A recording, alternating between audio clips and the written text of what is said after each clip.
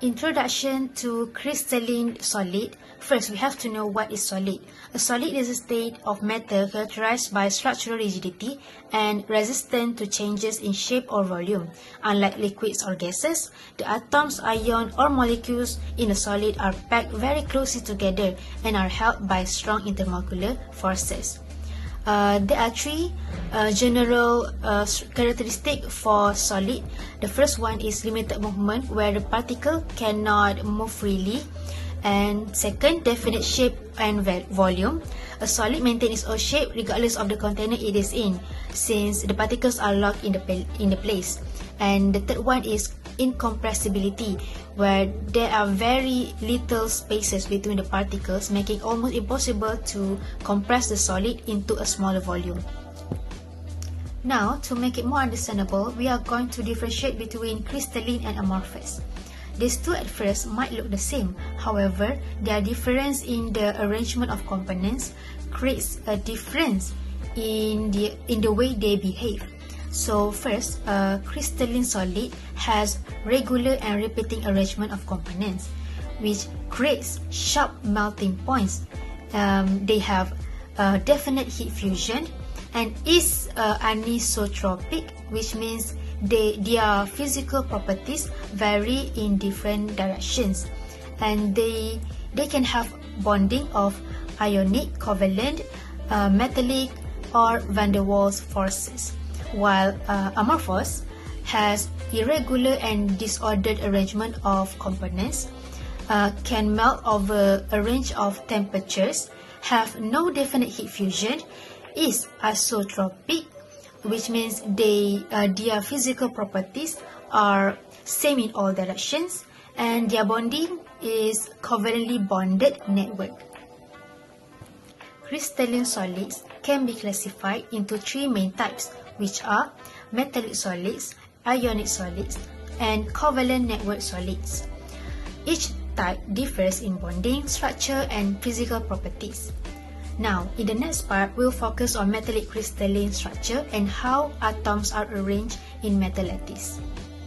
So next, what is metallic solid? So metallic solid are made of metal atoms arranged in a regular crystal lattice, which these atoms are held together by metallic bonding, where the valence electrons are free to move throughout the structure. So this movement of electrons form a sea of electrons around positively charged metal ion, so which give metal their typical property. So because of the structure, metallic solid usually have high melting point and boiling point. They are good conductors of electricity since the valence electron can move freely. So metal shows a metallic luster due to the interactions of mobile electron with the light. So in addition, metals are malleable and ductile because layer of metal ions can slide over one another without breaking the structure. So to understand this property better, so we will now look at the different metallic crystal structure which have three. And the first structure, which is a body center cubic structure. In a body center cubic structure, atoms are located at 8 corners of the cube and one atom is positioned at the center. So the structure has a coordination number of 8 and contains 2 atoms per unit cell.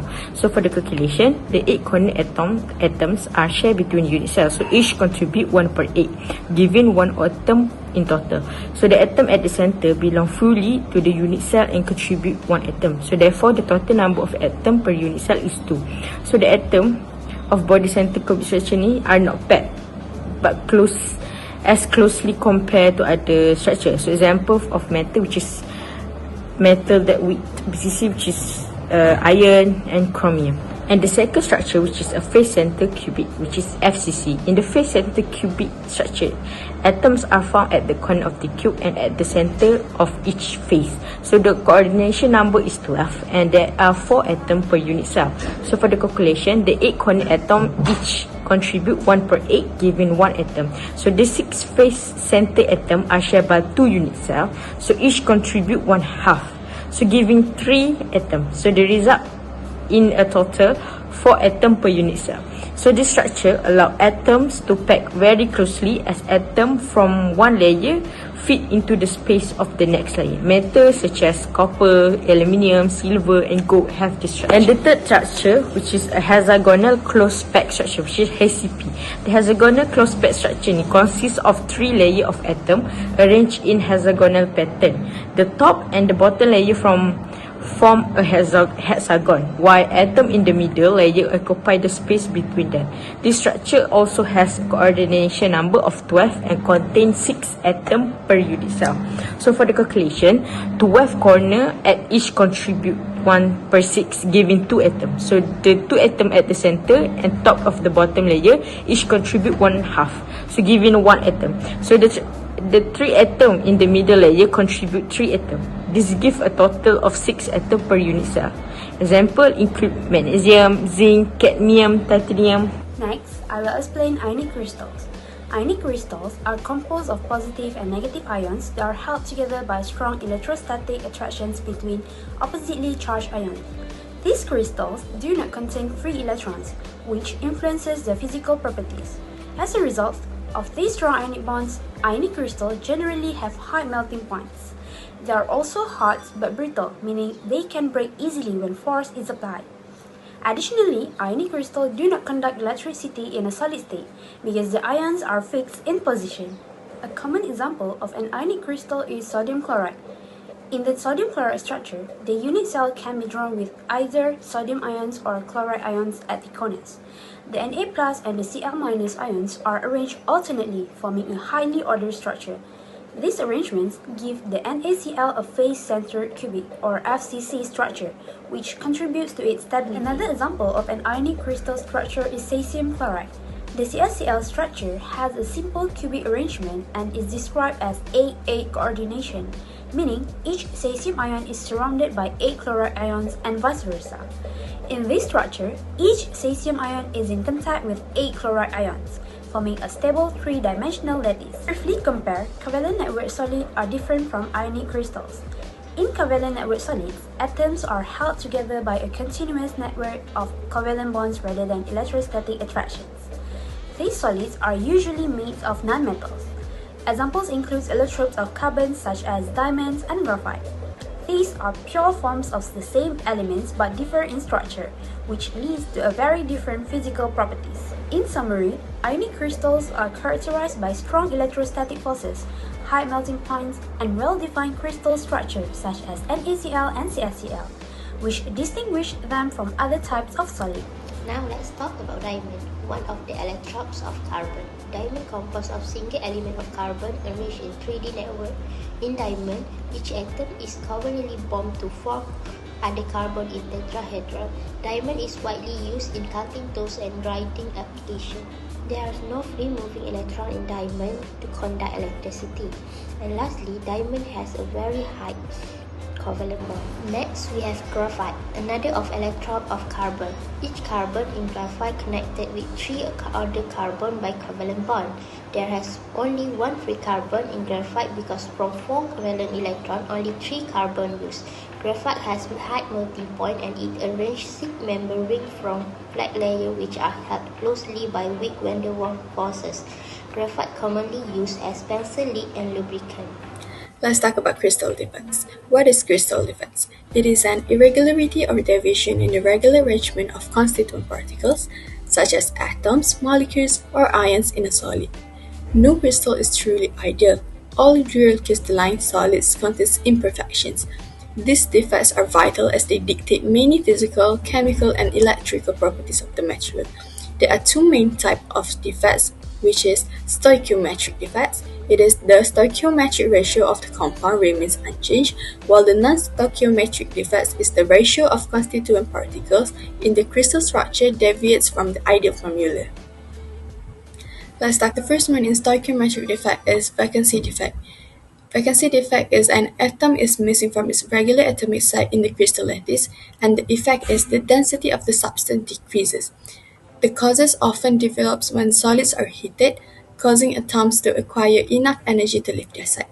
For interstitial defect, it is an atom occupies a position in the lattice that is not normally occupied. the effect is the density of the substance increases. Moving on to Schottky defect, it is a pair of one cation and one anion are missing from the regular lattice sites. The number of missing cations is equal to the number of missing anions, maintaining overall electrical neutrality.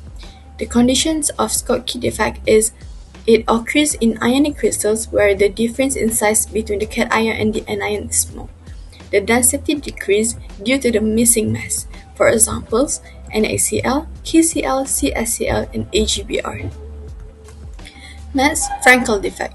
It is an ion is displaced from its regular lattice site and occupies an interstitial site within the crystal. Typically, the smaller ion is the one displaced into the void space. It occurs in ionic crystals where the size of the anion is quite large compared to the size of the cation. The effects of the Frankel defect is the density does not change as no ions are leaving the crystals. For examples, ZNS, AgCl, AgBr, and AgL. Now, non-stoichiometric defects. We have metal excess and we have two under the metal excess, which is anionic vacancies. An ion missing from its lattice site creating a hole. An electron is trapped in this vacancy to maintain electrical neutrality. For example, NaCl, KCl, and LiCl. Next, extracations. Extracations occupy interstitial sites with electrons occupying another nearby interstitial site to maintain neutrality. The last one for non-stoichiometric defect is metal deficiency. It arises due to cationic vacancies. Positive ions are missing from the crystal lattice. It is to maintain electrical neutrality. One of the nearest neighboring metal ions acquires an extra positive charge. It is typically occurs in compounds where the metal can exhibit variable valency. For example, NiO, FeO, and Fes. For the conclusion, crystalline solids are materials in which the particles are arranged in a regular, repeating three-dimensional pattern called a crystal lattice. This orderly structure gives crystalline solids well-defined shapes, sharp melting points, and consistent physical properties such as density, hardness, and electrical conductivity. Because of this predictable arrangement, crystalline solids are widely used in science and industry, for example, in metals, salts, semiconductors, and minerals. Overall, the highly ordered internal structure is what distinguishes crystalline solids from amorphous solids and explains the unique and useful properties.